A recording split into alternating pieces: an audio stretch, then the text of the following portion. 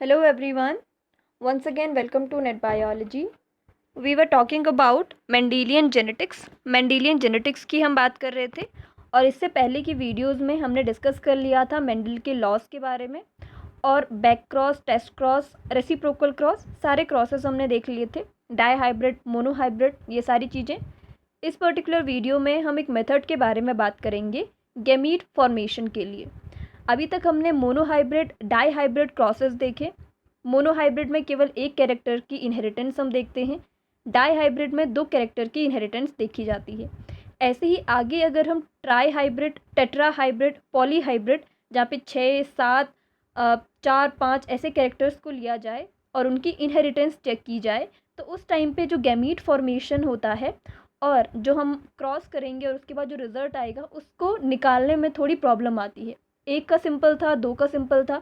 अब जब 3-4 कैरेक्टर्स मिलेंगे फिर उनके कॉम्बिनेशंस बनेंगे, गैमीट्स अलग अलग बनेंगे और सबके सब गैमीट्स में हमको उतने कैरेक्टर्स को दिखाना पड़ेगा, क्योंकि उतने अगर उनका मियोसिस होता है, मियोसिस में अगर सेपरेशन भी हो रहा है तो हमारे पास 23 पेयर्स ऑफ क्रोमोजोम्स हैं। तो सारे के सारे इनमें से 23 क्रोमोजोम्स तो एक पर्टिकुलर सेल में आएंगी ही, और उन 23 क्रोमोजोम्स में कितने सारे जीन्स प्रेजेंट होंगे, तो वो सारे कैरेक्टर्स को ही तो शो कर रहे हैं। तो हमको उतने कैरेक्टर्स एक पर्टिकुलर गैमीट में दिखाने पड़ते हैं। तो इसके लिए एक सिंपल मेथड यूज़ किया जाता है गैमीट फॉर्मेशन। अगर हमारे पास बहुत सारे कैरेक्टर्स दिए गए हैं, उस मेथड को कहते हैं फोकलाइन मेथड।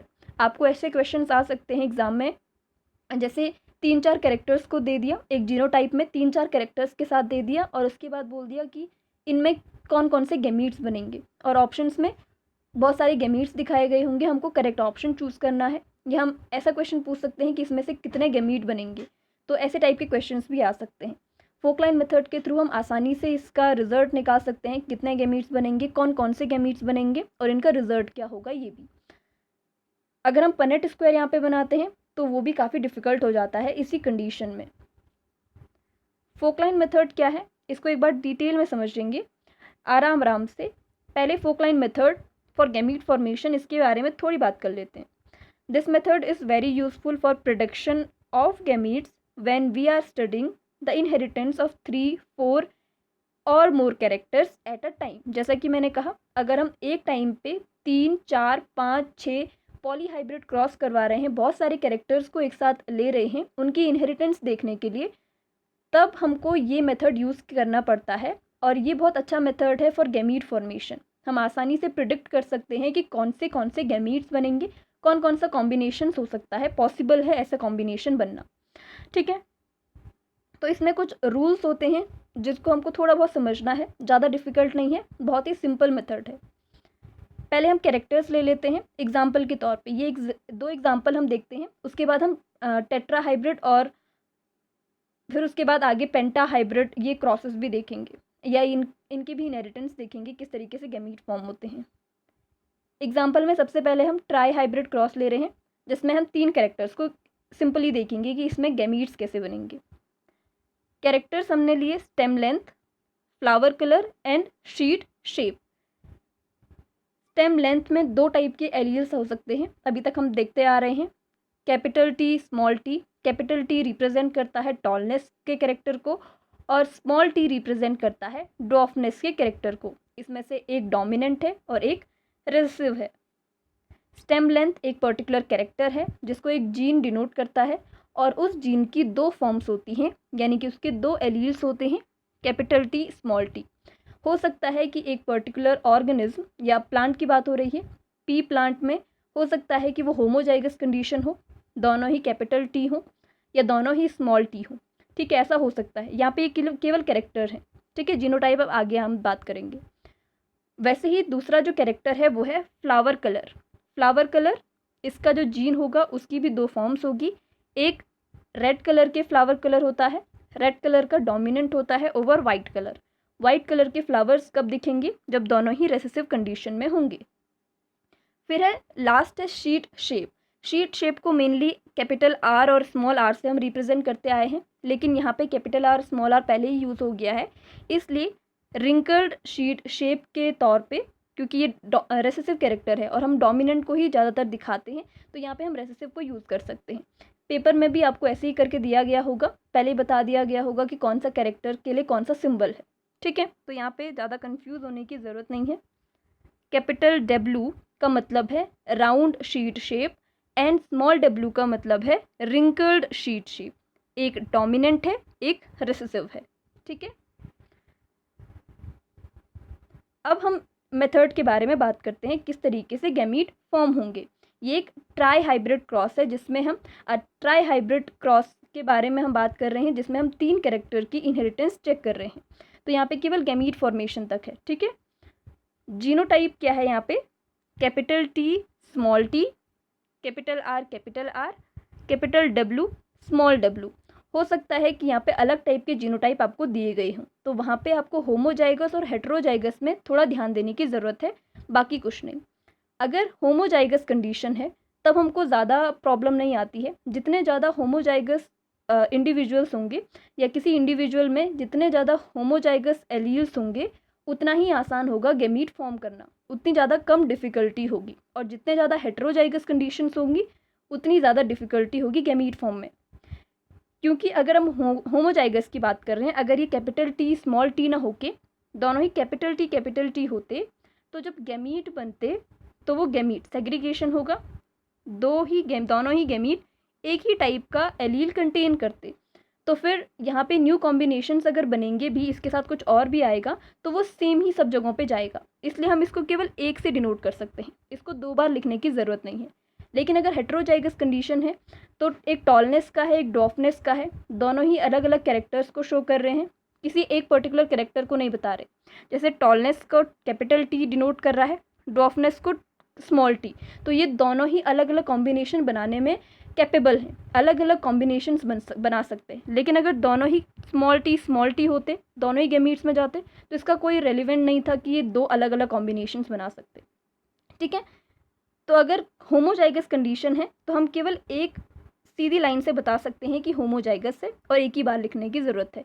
लेकिन अगर हेट्रोजाइगस कंडीशन है तो हमको उतने बार फोक बनाने पड़ेंगे और हर एक के साथ इसको हर एक के साथ क्रॉस करवाना पड़ेगा, हर एक के साथ इसको मिलाना पड़ेगा। ठीक है, जैसे अगर यहाँ पे हमको होमोजाइगस ना दे के हेट्रोजाइगस दिया होता तो हम यहाँ पे ऐसा ना लिख के ऐसा लिखते, कैपिटल आर स्मॉल आर, और यहीं नीचे भी हमको कैपिटल आर स्मॉल आर लिखना पड़ता।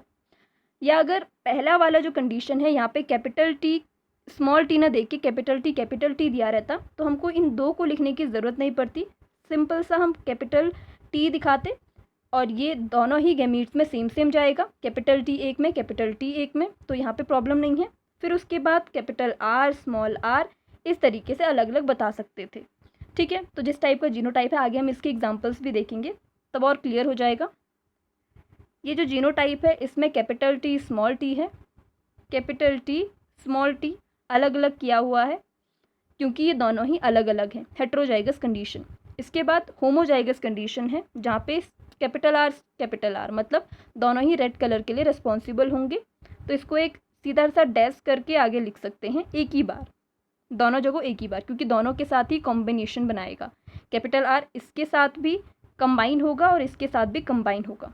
पॉसिबिलिटी है कि कैपिटल आर कंबाइन हो जाए टी वाले एलील के साथ, टॉलनेस के एलील के साथ, और पॉसिबिलिटी ये भी है कि ये कैपिटल आर ये जो रेड कलर का एलील है वो किसके साथ कंबाइन हो जाए, स्मॉल टी के साथ। हमने अभी बात की थी इंडिपेंडेंट असॉर्टमेंट की, रैंडमली ये किसी के साथ भी कंबाइन हो सकते हैं, इसका कोई पर्टिकुलर सीक्वेंस नहीं है, ये रैंडमली किसी के साथ भी कंबाइन होकर न्यू कॉम्बिनेशंस दे सकते हैं। वैसे ही पॉसिबिलिटी है कि ये जो capital W and small W है वो इस आर के साथ मिल जाएं, मतलब ये कैपिटल डब्ल्यू इस आर के साथ भी मिल सकता है और स्मॉल आर भी स्मॉल डब्ल्यू भी इसके साथ मिल सकता है। क्योंकि ये अलग हेट्रोजाइगस कंडीशन है तो हम यहाँ पे एक फोक टाइप का बनाएंगे, इसलिए इसे फोक लाइन मेथड कहते हैं। यहाँ पे फोक लाइन बनाते हैं हम, और उससे हम क्या बताएंगे, ऐसे भी आप बना सकते हो जैसी आपकी मर्ज़ी है। और कैपिटल डब्ल्यू स्मॉल डब्ल्यू 2 अलग अलग, दोनों को ही डिनोट किया।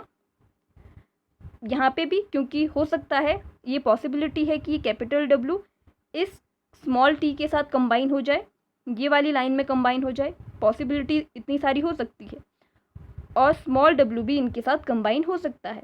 ठीक है, तो सारी पॉसिबिलिटीज़ जितने कम्बाइनेशन हो सकते हैं, जितने कॉम्बिनेशंस बन सकते हैं, हमने सबके साथ इनको कंबाइन करना है। ठीक है। हेट्रोजाइगस में ध्यान रखना है कि हमको फोक बनानी पड़ेगी, और होमोजाइगस में हम सीधा डैश करके दोनों ही जगह जितने भी कॉम्बिनेशन हैं या जितने भी एलील्स पहले आ चुके हैं सबके साथ उनको कंबाइन करवाना है, लेकिन एक लाइन से बता सकते हैं, वहाँ पे फोक बनाने की ज़रूरत नहीं है। ठीक है। अब हमको इन सबको मल्टीप्लाई करना है, या आप कह सकते हो ऐड करना है, capital T, capital R and small w। तो यहाँ पे ये तीन का मिला के एक कॉम्बिनेशन बन जाएगा, एक पर्टिकुलर गैमीट में चले जाएगा ये। ठीक है। तो एक गैमीट कुछ इस तरीके से बन सकता है। दूसरा क्या बन सकता है, capital T, capital R and capital W। ये भी एक अलग कॉम्बिनेशन है, इससे ये अलग है, तो ये दूसरा कॉम्बिनेशन बन सकता है। ऐसे ही यहाँ पे small t, capital R and capital W एक दूसरा टाइप का कॉम्बिनेशन बन सकता है, ये इन दोनों से अलग है। और वैसे ही स्मॉल t, कैपिटल R और स्मॉल w ये तीन मिला के एक चौथा कॉम्बिनेशन बना सकते हैं जो इन तीनों से अलग है। तो हमको चार अलग अलग कॉम्बिनेशन के चार गैमीट्स मिल गए इस पर्टिकुलर जीनोटाइप के। अब जिसके साथ भी क्रॉस करवाना है उसके भी अलग गैमीट्स बनेंगे, और उसके साथ उनको क्रॉस करवा के आप देख सकते हैं, सबके साथ क्रॉस करवा के देख सकते हैं कि कौन कौन से पर्टिकुलर ऑफस्प्रिंग आ सकती है इस पर्टिकुलर क्रॉस के थ्रू। ठीक है। इसी चीज़ को एक और जीनोटाइप के साथ हम देखते हैं जहाँ पे सारे के सारे हेट्रोजाइगस कंडीशन में है। पहली बार में हमने देखा था कि जो R वाला था, ये बीच वाला रेड कलर को जो डिनोट कर रहा था, वहाँ पे हमने दोनों ही रेड कलर को डिनोट करने वाले देखे थे, मतलब होमोजाइगस कंडीशन। यहाँ पे हेट्रोजाइगस कंडीशन है जिसमें एक कैपिटल R है और एक स्मॉल r है। एक रेड कलर को रिप्रेजेंट कर रहा है फ्लावर कलर, और दूसरा वाइट कलर को रिप्रेजेंट कर रहा है, और सबके सब हेट्रोजाइगस कंडीशन में है। तो यहाँ पे हमको सब जगहों पे फोक बनानी पड़ेगी, और यहाँ पे आप देख सकते हैं 8 टाइप के न्यू गैमीट्स बन सकते हैं। वहाँ पे केवल 4 थे, यहाँ पे 8 टाइप के न्यू गैमीट्स बन सकते हैं। गैमीट्स वैसे ही बनेंगे, ऐसा नहीं है कि वहाँ पे केवल 4 ही गैमीट्स बनेंगे। गैमीट्स में हमने देखा है कि गैमीट्स में जब डिवीजन होता है तो 4 न्यू गैमीट्स बनते हैं, लेकिन इनमें से जो 2 गैमीट होंगे वो सेम होंगे। अब आप खुद सोच सकते हैं कि यहाँ पे अगर हम दोनों ही R करते तो यहाँ पे ये जो TRW है ये एक और बार आता, तो ये न्यू कॉम्बिनेशन थोड़ी था। अगर TRW यहाँ पे भी आ जाए और यहाँ पे भी आ जाए तो ये दोनों ही तो सेम है, तो ये न्यू कॉम्बिनेशन थोड़ा ना, हम केवल न्यू कॉम्बिनेशंस की यहाँ पे बात कर रहे हैं। ठीक है। तो 2 बार ये गैमीट बन सकता है, तो 2 बार अगर यही गैमीट बन रहा है तो न्यू कॉम्बिनेशन नहीं है। फोकलाइन मेथड से हम ये देखते हैं कि जो न्यू गैमीट है, जो न्यू कॉम्बिनेशन है वो बन रहे हैं। अगर आप चाहो तो यहाँ पे भी फोक बना सकते हो, लेकिन आपको 2 गैमीट सेम ही दिखेंगे, सेम गैमीट्स आएंगे। आप चाहो तो यहाँ पे भी अगर कोई होमोजाइगस है तो वहाँ पे भी फोक बना सकते हैं, लेकिन उसमें क्या आएगा कि 2 गैमीट्स सेम आएंगे। ठीक है। इसलिए यहाँ पे होमोजाइगस को मेनली कहा जाता है कि केवल एक ही से डिनोट करें, क्योंकि वही दोबारा भी बनेगा। हम इसकी बात कर रहे थे हेट्रोजाइगस कंडीशन की। यहाँ पे कैपिटल T, स्मॉल t दोनों हेट्रोजाइगस कंडीशन में है तो हमने 2 लिख दिए। अगर ये होमोजाइगस होता तो केवल एक t लिखते। ठीक है, उसी को डिनोट करते। आप चाहो तो इसको 2 बार लिख सकते हैं, दोनों ही सेम बनेंगे, बाकी का जो रिजल्ट आएगा वो वही रहेगा। कैपिटल T, उसके बाद जो यहाँ पे दोनों ही हेट्रोजाइगस कंडीशन है, तो यहाँ पे हमने फिर से हेट्रोजाइगस वाली कंडीशन को दिखाया फोक के थ्रू। एक फोक बनाए, आप ऐसा भी बना सकते हैं 2 फोक, और दोनों को रिप्रेजेंट किया यहाँ भी और यहाँ भी, क्योंकि ये स्मॉल t के साथ भी कंबाइन हो सकते हैं, तो यहाँ भी इसको लिख दिया।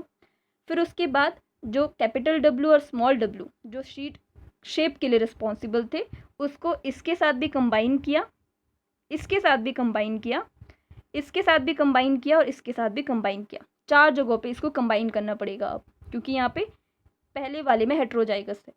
अब यहाँ पे 8 नए कॉम्बिनेशंस बन सकते हैं, नए कॉम्बिनेशंस के बारे में बात हो रही है।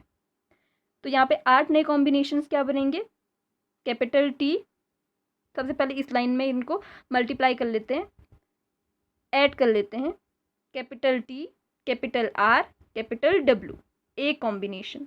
फिर उसके बाद capital T, capital R, small w दूसरा कॉम्बिनेशन। फिर कैपिटल T, अब यहाँ पे कंप्लीट हो गया। अब यहाँ नीचे जाएंगे, स्मॉल r, कैपिटल W तीसरा कॉम्बिनेशन जो इन दोनों से अलग है, capital T small R small W, चौथा न्यू कॉम्बिनेशन। फिर अब नीचे आएंगे, यहाँ भी इसी तरीके से small T capital R capital W, ये small T capital R and capital W का न्यू कॉम्बिनेशन जो इन चारों से अलग है। स्मॉल टी फिर से यहीं पे कैपिटल आर स्मॉल डब्ल्यू, एक और न्यू कॉम्बिनेशन। फिर से यहाँ पे small T small R capital W, सातवां new combination. Small T small R small W, ये सारे स्मॉल वाले, एक और न्यू कॉम्बिनेशन। तो इस तरीके से हम न्यू कॉम्बिनेशन वाले गैमीट्स बना सकते हैं, प्रिडिक्ट कर सकते हैं कि कौन कौन से गैमीट बन सकते हैं अगर ट्राई हाइब्रिड क्रॉस है या पॉली हाइब्रिड क्रॉस है। अब एक और एग्जांपल के थ्रू हम देखते हैं कि किस तरीके से गैमीट फॉर्म किए जाते हैं फोकलाइन मेथड के थ्रू। यहाँ पे हमने 4 कैरेक्टर्स को लिया है। अभी तक हमने ट्राई हाइब्रिड क्रॉस की बात की थी जिसमें हमने 3 कैरेक्टर्स को लिया था। अब यहाँ पे 4 कैरेक्टर्स हैं और ये जीनोटाइप है। इससे पहले हमने कैरेक्टर्स दिखाए थे, अब यहाँ पे ABCD करके दिखाया गया है, ठीक है। ये जो कैपिटल A कैपिटल है A है, ये किसी एक कैरेक्टर को दिखा रहे हैं और एक कैरेक्टर के 2 एलील्स हैं। कैपिटल B स्मॉल b किसी दूसरे कैरेक्टर के, ऐसे ही C एंड D भी किसी दूसरे कैरेक्टर को डिनोट करते हैं, ठीक है। 4 कैरेक्टर्स यहाँ पे है। यहाँ पे जितने ज़्यादा मैंने कहा था होमोजाइगस होंगे उतनी आसानी होगी गैमीट फॉर्म करने में, क्योंकि होमोजाइगस कंडीशन अगर है तो वहाँ पे जितने भी एलील्स जाएंगे वो सेम होंगे, ठीक है। अगर दोनों एलील सेपरेट होते हैं तो वहाँ पे वो सेम बनाएंगे, तो हमको सेम ही गैमीट मिलेंगे। तो यहाँ पे तो हम न्यू कॉम्बिनेशन की बात कर रहे हैं, फोकलाइन मेथड से हम गैमीट न्यू कॉम्बिनेशन देखते हैं। तो न्यू कॉम्बिनेशन की यहाँ पे बात हो रही है, तो इसको केवल एक बार ही लिखें तो ये सफिशिएंट है, नहीं तो ये बहुत कॉम्प्लिकेटेड हो जाएगा हमारे लिए। अगर आप चाहते हैं कि आप इसमें भी फोक बनाएं और दोनों को ही डिनोट करें तो आप कर सकते हैं, लेकिन थोड़ी कॉम्प्लिकेशंस बढ़ सकती है अगर होमोजाइगस कंडीशन में भी अगर आप फोक बनाएं तो, ठीक है। तो सबसे पहले हमने यहाँ पे कैपिटल A था, तो सबसे पहले A लिखा। फिर क्योंकि दोनों ही होमोजाइगस थे तो हमने केवल एक बार ही इसे लिखा। फिर उसके बाद दूसरी जो कंडीशन थी वो हेट्रोजाइगस है, तो हेट्रोजाइगस में हमको दोनों को ही कंबाइन करना पड़ेगा, तो दोनों को ही हमने फोक बना के लिख दिया। फिर तीसरे में फिर से होमोजाइगस कंडीशन है, दोनों ही स्मॉल है, रेसेसिव है, तो इस कंडीशन में हमने दोनों को ही केवल एक एक बार लिखा और दोनों के साथ कंबाइन करवाया। पहले वाले को 2 के साथ क्यों नहीं करवाया, क्योंकि इससे पहले कुछ था नहीं। अब यहाँ पे तो दोनों को ही दोनों के साथ ही कॉम्बिनेशन कराना पड़ेगा। ये इसके साथ भी मल्टीप्लाई, इसके साथ भी इसको ऐड करेंगे और इसके साथ भी इसको ऐड करेंगे, इसलिए। फिर उसके बाद जो डी है वो भी हेट्रोजाइगस कंडीशन है, चौथा कैरेक्टर, तो यहाँ पे इसको फिर से फोक बना के लिख दिया। अब इन सबको ऐड करेंगे तो हमको न्यू कॉम्बिनेशंस दिखेंगे। Capital A capital B small c capital D, एक कॉम्बिनेशन वाला। Capital A capital B small c small d, दूसरा new combination. Capital A small b small c capital D, तीसरा न्यू कॉम्बिनेशन। और capital A small b small c small d, ये अब चौथा new combination हमको दिखा। अगर हम इसको होमोजाइगस कंडीशन को भी, होमोजाइगस एलील्स को भी 2 बार लिखते तो हमको सेम ही गैमीट्स मिलते, कुछ सेम ही दिखते, तो इसलिए हम एक ही लिख लेते हैं क्योंकि हम न्यू कॉम्बिनेशंस की बात कर रहे हैं, ठीक है। तो न्यू कॉम्बिनेशंस ये 4 दिखेंगे, ठीक है। इस तरीके से हम बता सकते हैं कि कितने गैमीट्स बनेंगे और न्यू कॉम्बिनेशंस कितने होंगे। दूसरा जो है, ये 5 कैरेक्टर्स को लिया गया है। यहाँ पे जीनोटाइप है हमारे पास capital A small a capital B small b small c capital D small d and capital E capital E। यहाँ पे फिर से 2 होमोजाइगस कंडीशंस हैं, ठीक है। तो जितनी ज़्यादा होमोजाइगस कंडीशन होंगी उतना हमको आसान होगा। अगर यहाँ पे भी हेट्रोजाइगस कंडीशन हो तो वो बहुत डिफ़िकल्ट कॉम्प्लिकेटेड हो सकता है। जो फोकलाइन मेथड बनेगा या जो फोकलाइन बनेगा यहाँ पे जो भी हम लिखेंगे वो थोड़ा कॉम्प्लिकेशन उसकी बढ़ सकती है, क्योंकि उतने बार हमको फोक बनानी पड़ेगी इस तरीके से, ठीक है। तो यहाँ पे एक बार फिर से देख लेते हैं। यहाँ पे पहला वाला हेट्रोजाइगस कंडीशन है, इसलिए दोनों जगह हमने लिखा है कैपिटल A स्मॉल a। फिर उसके बाद फिर से हेट्रोजाइगस कंडीशन है, इसलिए फिर से फोक बनाया है। तीसरे में होमोजाइगस कंडीशन है, लेकिन सबके साथ इसको कंबाइन करना पड़ेगा। तो यहाँ पे भी, यहाँ पे भी, यहाँ पे भी, यहाँ पे भी कंबाइन किया। अगर हेट्रोजाइगस होता तो सबके साथ फोक बनाना पड़ता, दोनों ही कैरेक्टर्स को दिखाना पड़ता, दोनों ही एलील्स को दिखाना पड़ता। ठीक है, फिर उसके बाद फिर से हेट्रोजाइगस कंडीशन है, तो यहाँ पे हमने सबके साथ इसको कंबाइन किया और दोनों ही कैरेक्टर्स को यहाँ पे दिखाया है, दोनों ही एलील्स को यहाँ पे दिखाया है अलग अलग चीज़ के लिए। यहाँ पे भी हमने ऐसे ही किया, सबके साथ इसको कंबाइन किया, क्योंकि ये दो हेट्रोजाइगस कंडीशंस थी, एक किसी और को डिनोट कर रहा है, एक किसी और को रिप्रेजेंट कर रहा है, इसलिए हमको दोनों को ही यहाँ पे लिखना पड़ेगा। पांचवी जो फिफ्थ कैरेक्टर है ई, ये दोनों फिर से होमोजाइगस कंडीशन है। होमोजाइगस में हम एक बार भी इसको डिनोट कर दें तो भी चलता है, तो यहाँ पे हमने केवल एक बार इसे लिखा और सबके साथ कंबाइन कराना पड़ेगा। तो यहाँ पे भी, यहाँ पे, यहाँ पे, यहाँ पे, यहाँ पे, यहाँ पे और यहाँ तक जितने भी 8 बने हैं सबके साथ इसको कंबाइन किया। अगर ये हेट्रोजाइगस कंडीशन होती तो हमको यहाँ पे फिर से सबके साथ फोक बनाना पड़ता, फिर वो 16 हो जाते। आप समझ रहे हैं किस तरीके से करना है? ठीक है, तो पहला वाला यहाँ पे मैंने 1 2 3 4 लिखा हुआ है। अब हम बताएंगे कि कौन कौन से यहाँ पे कैरेक्टर्स बनेंगे। Capital A, capital B, small C, capital D and capital E. तो ये कौन सा बनेगा? Capital A, capital B, small C, capital D and capital E. वैसे ही फिर से हम दूसरा करेंगे, तो कैपिटल ए आएगा, capital B, small C, small D and capital E. तो यहाँ पे दूसरा जो कॉम्बिनेशन हो जाएगा वो A, B, C, small D and capital E, ये इससे अलग है। ऐसे ही आपको ये बचे हुए कैरेक्टर्स या बचे हुए जो गैमीट्स हैं वो आपने बनाने हैं, फिर आपको समझ में आ जाएगा कि किस तरीके से ये बनता है। इसी तरीके से हमको बनाने हैं। हमने पहले भी एग्जांपल्स देखे हैं, बाकी के जितने बच गए वो आप खुद बना लीजिए और आपको समझ में आ जाएगा कि फोकलाइन मेथड क्या है। तो ये था गैमीट फॉर्मेशन की फोकलाइन मेथड के बारे में, किस तरीके से गैमीट फॉर्म होते हैं फोकलाइन मेथड का यूज़ करके, और ऐसे क्वेश्चंस को हम किस तरीके से डील करेंगे जहाँ पे हमको गैमीट बनाने के लिए पूछा जाएगा, या ये पूछ सकते हैं कि कितने गैमीट्स बनेंगे, न्यू कॉम्बिनेशंस क्या होंगे। ठीक है, तो इस तरीके से इसको डील करना है। आगे हम कुछ और क्वेश्चंस के साथ बात करेंगे मेंडेलियन जेनेटिक्स से रिलेटेड, क्योंकि आपको पता है जेनेटिक्स वाले पोर्शन से न्यूमेरिकल्स ज़्यादा आते हैं। तो मेंडेलियन जेनेटिक्स के कौन कौन से न्यूमेरिकल्स आ सकते हैं, क्वेश्चंस हो सकते हैं, उनके बारे में भी हम थोड़ा डिस्कस करेंगे। ठीक है, थैंक यू सो मच।